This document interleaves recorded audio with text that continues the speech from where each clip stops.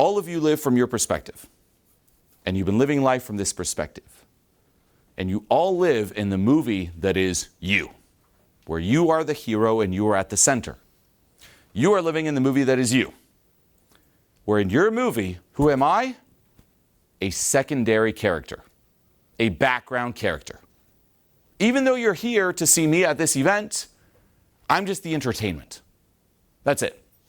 It's like if you watched a James Bond movie, and James Bond goes and it's like having a sip of a martini or something, or I don't even know, whatever he drinks at the bar, and then there's like a performer behind. That's me. I'm the performer. And you're sitting here in your life and you're like, okay, I'm here at this Julien thing. You might enjoy it, you might not, but you're still the hero. Same with you. You're sitting here, you're like, okay, I'm also here at this Julien thing. And this guy here next to me is just an NPC filling a seat. You're probably thinking the same about her. Here's another NPC filling the seat. All these background characters. And everyone thinks that. Now what it means is that you are the hero of your movie, but you're not the hero of anyone else's movie. You're just a background character, which is very freeing. So if you're worried about what do people think of me, they're thinking nothing of you because they don't notice you. And if they do, they forget you. So freeing, right? Now, for some, it can be depressing. For your ego, it's depressing because you're like, well, no, I live to impress others, right? The saddest thing I heard recently was someone on Instagram post. They have, it's like, I create an enemy list. So someone said this, and then even an acquaintance of mine reposted this, said, I resonate with this. So what's an enemy list? It's all the people who ever doubted you, made you feel bad, who you're going to prove wrong. All the kids in high school, maybe you go and get a coffee, and someone's a little rude, you're like, you're going on my enemy list. And the whole point is that the larger the list, not in terms of revenge, like not about getting revenge, but it's prove them wrong. Like use that as motivation to succeed, to stunt on them. So one day you can go and say, look at me now. I proved you wrong. How sad and pathetic is that? Why? Because now you're living in reaction to them.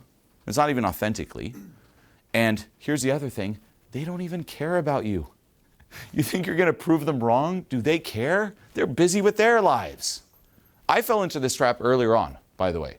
Back in 2010, 2011, I posted, I remember, a picture of one of my first speeches. And it was a big crowd, and I posted it.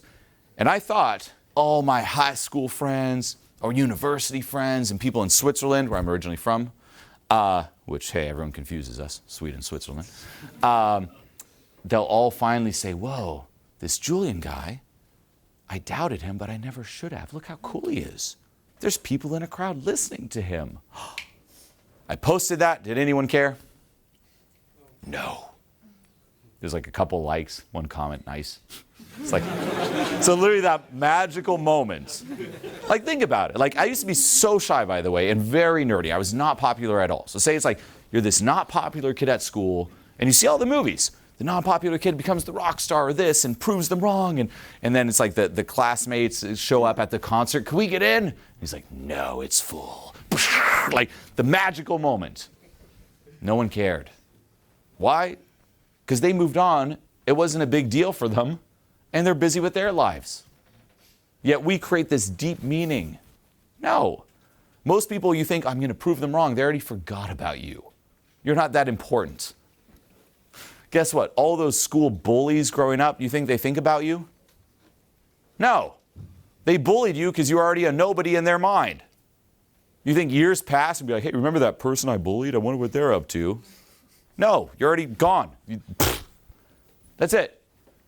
And even if they see something, they're like, oh, cool. Oh, back to my problems. And it's not just your problems. It's now you're also competing with the news. Hey, everyone from my past. What's on? What? Nuclear war? What? AI? You think your comeback story is going to compete with that? No. You're not that important. You're a nobody in the eyes of others. An interesting perspective is, what if I were to die? What if you were to die? What if we all were to die?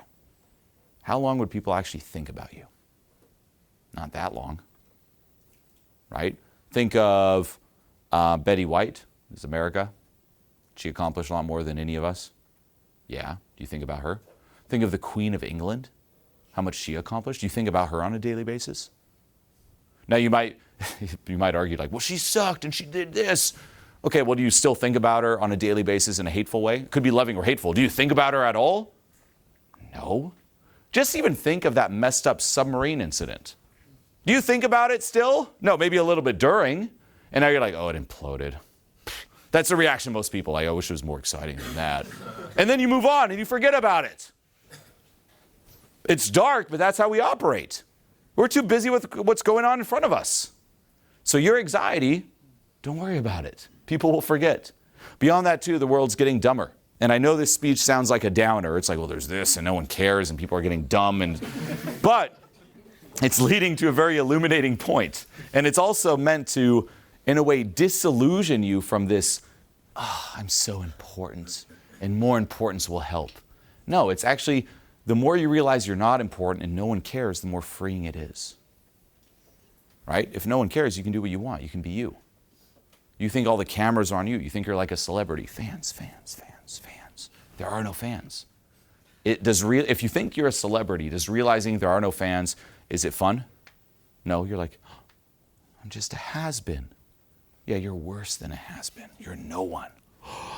But then, well, there's no one to impress then. I can just be. And that's the thing. Even if people do notice you, attention spans are going down.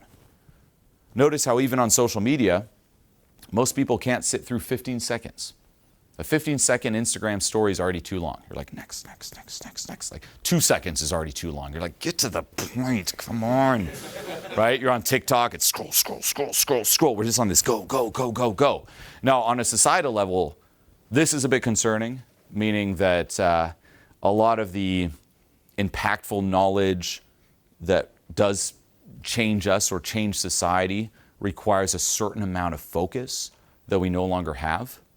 So the deep conversations we must all have as a whole, as a society, we can't even pay attention long enough to get to the point. So we're shooting ourselves in the foot there, but that's a whole other issue. As well with, again, the whole PC, politically correct culture, a lot of the conversations we need to have as a society are very nuanced. And because no one's willing to get nuanced, because if you're nuanced, anything could be taken out of context, we stay very surface level.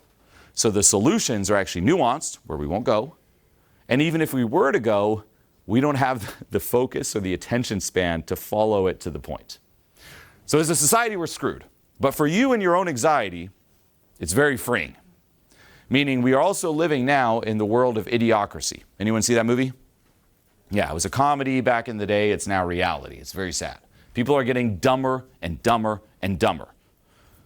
Same with human connection, social intelligence, emotional intelligence.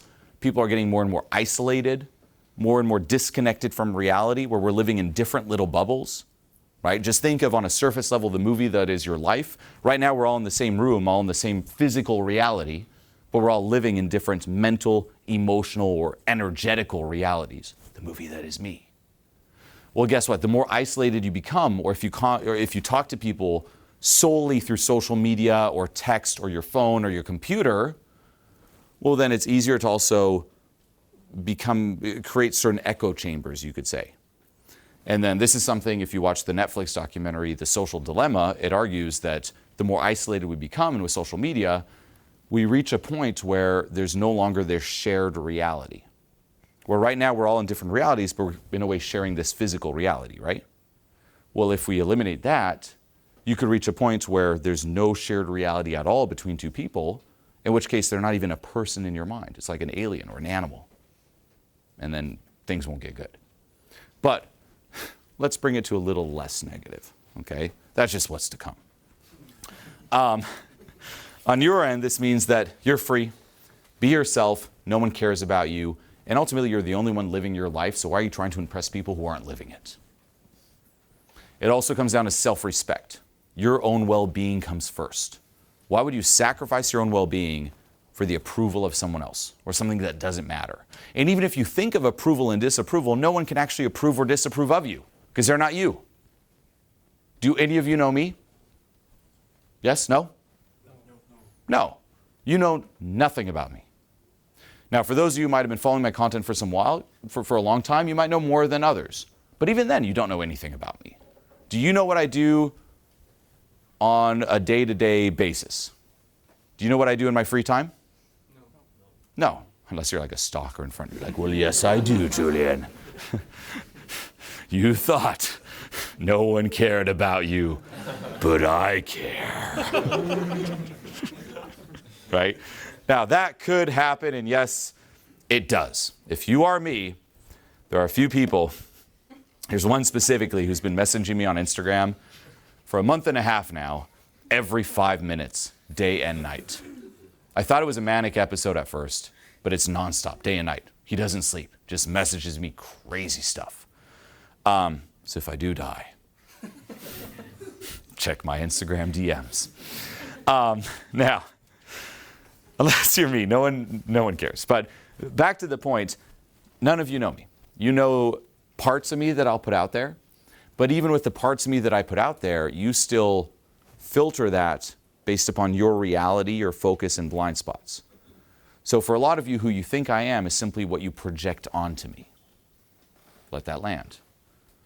None of you truly know me, and even my closest friends, family, kids, they don't know me either, because no one is me. They'll know me better than anyone else, but they won't know me as well as I know myself. Same here, no one knows you as well as you know you. So you are the only expert at being you. Anyone else's opinion, a lot of it is speculation and projection. So it really doesn't matter. It's the same as if I was like, hey, do you guys care about my opinion on how we make iPhones? Do you want me to give you a speech on how we make an iPhone? No? Well, why? I'm Julien Blanc. You don't want to hear about my take on this? Do you want to know how we make submarines? Too soon? Maybe that company would hire me. They're like, yes, tell me. No, I know nothing about making submarines. I know nothing about making iPhones at all. So my opinion really doesn't matter. Well, hey, if you wouldn't take my opinion seriously when it comes to that, why are you taking other people's opinions seriously when it comes to you? It's the same thing. They don't know you, so why does it matter? Here's what I think of you. Cool, but you don't know me, so my opinion's more important because I'm the one who's been me. It's like if you're an expert at your job, like, what do you do? Finance. Finance. Yeah. Say you went to order a burger at McDonald's and someone at the register was like, hey, can I give you some financial advice? Yeah. Are you going to take it seriously? Nope. Yeah, what if they're like, I disagree with what you think? You'd be like, oh no. No, you're like, well, no, I know more than you. Just do that context. Same here. If I came up to you and I said, you suck. I don't like you. You suck. You're not good enough. Okay. What's your mind saying? Like, cool, but I know I am because I'm me. And you don't know me. I hope. Exactly. Yes. If not, then that's the other thing. If not, then there's letting go to be done. But on a purely logical level, you should know that. It's the good old blue hair example you might have heard me talk about. I hate your blue hair. It's disgusting. How do you feel? Nothing. I hate your blue hair. Look at his blue hair, everyone. How disgusting is that? You'd be like, I don't have blue hair? Screw your blue hair and yours, all of you. You all have blue hair. Do you feel offended? I hate all of your blue hair. There's one person at the back like runs out. No, you're not going to feel offended because you're like, well, I don't have blue hair. What? Had anyone had that Yeah. in the crowd when you said that? Well, I mean, look back there. One person's running out right now. Yeah. It's okay. No, come back. No, but let this land. You're not offended because you're like, I know I don't have blue hair. Anything I say about you, here's what I think of you. Same thing. It's like, well, you don't know me. And this applies to, I hate your blue hair, or your blue hair is the best ever. If someone says, you suck, you're like, I'm just me. You're awesome. I'm just me. Nothing enhances, nothing diminishes. Literally, other people's opinions should affect you the same as, say you're out and about and a little kid runs up and says, "You suck," and runs off. Hee hee hee. Are you going to be like,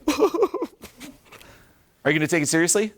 You're like, ah, that's cute. Move on with your day. You're out, going for a walk. A little kid runs up. "You're not good enough." Runs off. Are you going to be offended? Someone's up. "You're ugly." Runs off. "You don't make enough money." Runs off. Right? Notice how we're all kind of chuckling like, "Oh, that's cute." Yet, if someone actually says that, we're like hurt forever and triggered. Well, no. The realistic response would be the same as a little kid giggling and running off. What everyone thinks about you is like, doesn't matter. They're not you. And so much is projection. Right? You can also just take a look at the crowd here, and this is an exercise I like doing at different live events, is look at the people around you and pick 3 in your mind. 3 people you don't know. So take a moment, have a look. Pick 3 people that you don't know in your mind. Don't tell them who, but just look around and pick 3 people. Now, out of the 3 people you picked, I want you to ask yourself, which one do I like the least? Say you're all stuck on a submarine and there's minimal air and you had to kill one person to save oxygen. Who would you kill? Don't tell them. You. No. But in your head, you picked one. Here's the follow-up. I want you to ask yourself, why did you pick that person? What about them stood out? And you can sink into the negative. For a lot of people, it's like, well, they kind of reminded me of my ex. They reminded me of my parents. They seem smug. They seem mean. They seem toxic. Oh, that's a narcissist face right there. Blah, blah, blah. Like whatever the reason is. And I usually do this during Transformation Mastery Live very early on. You're paired in groups and people do this. And then halfway through the event, once you get to know each other better, I'm like, hey, remember who you'd pick? What do you think about that person now? And because they get to know them better, the realness, 99% of the time, their first assumption was completely off. Meaning that what made you decide to pick that person, whatever that person triggered within you, and whatever you projected onto them. So it actually has nothing to do with them. Now, what does that mean for you is that when people think of you, oftentimes it's what you trigger within them, and it's what they project onto you. Right? Guess what? Me being myself right here, loud, expressive, and amazing, is very polarizing. And it's going to trigger people in 2 ways. One is people might place me on a pedestal. And a lot of what I teach is, hey, I'm no different than you. I'm like you. You just have to do the inner work. There's nothing that I have that's missing in you. I'm not on a pedestal. But that is one reaction. The other reaction is instead of, Julien, pedestal, the other reaction is, screw this guy, who does he think he is, blah, blah, blah, blah, and they'll get mad. But both are projections. It's what I'm triggering within them. It's what I make them feel about themselves. So in the end, no one can really approve or disapprove of you. They project, they speculate, they have an image of you. And what their opinion is of you isn't actually of you, but of the image they have in their mind. And that's also freeing. So in the end, the only opinion that matters is your own, no one else's. Right? Ultimately, the opinion that really matters is you on your deathbed. How do you feel about the person you were? How do you feel about the decisions you made? And like I said, it's a little cliche, but let this land. You're the only person living your life. No one else is. Anyone who says anything or even criticizes you or your life, they're not living it. So why do you sometimes place their opinion over yours? It's like you're in the arena, say it's a UFC game, you're like ready to fight, and someone's like, use your left hand, use your left hand. You're like, you're not fighting, it's me fighting. That's here. You suck, you should do this. No, stop selling out. You're living it, it's your life. In the end, you're the only one who's going to look back at the experience that was you being here alive. No one else is. And it's that opinion that matters. And then lastly, Stop living in a reaction. Stop playing not to lose or to impress or to prove your enemies wrong. Live for you. And live a life so that when you die, you look back and there are no regrets that are in your control. Meaning the number one regrets, if you look up the list, you can Google it. Number one regrets are, I wish I would allow myself to be happier, take more risks, do what I love, stop caring so much about what other people think. All that's in your control. If you know they're the top regrets, why are you still doing it? That's like if you take the smoking cigarette pack, there's like those disgusting images on there, right? It's like a hole in the throat, the rotting teeth, all this crazy stuff. That's what it's like to Google the top regrets. It's people on their deathbed telling you, don't smoke, don't live like this, live for you. And if you don't listen and you keep living the regular go-to, that's like you saying, one more pack, please. No, take the warning. Live a life so that when you die, you're like, yes, I lived it for me, no one else. And I'm proud of the life that I lived. And there are no regrets that are in my control. And that's up to you. Because trust me, you're not going to care about, did I prove my enemy list wrong on your deathbed? You're not going to care about, what did other people think of me when I said this or did this? Doesn't matter. All you cared about is, how did I feel? Did I stay true to myself? And was the experience of life epic? And did I milk life for everything that it's worth? That's what matters. And don't wait till someday, because that day may never come. Last final doom and gloom, you could die at any point. The ceiling could collapse right now. We're dead. How would you feel? I wish I had more time to. What do you mean you wish you had more time to? Do it! I wish I had more time to. Someday. Someday? That should be banned from your vocabulary. That's like saying a very toxic, non-politically correct word. Someday, one day, I should, I really gotta. You know what? I really should. I should do this. That's the vocabulary of procrastination and putting things off. That's also the vocabulary of someone who's not aligned with reality, who thinks they're going to live forever. You're not. You could have a brain aneurysm right now. Seriously, you could leave this seminar room, get hit by a car, and dead. And that's it. Do not wait.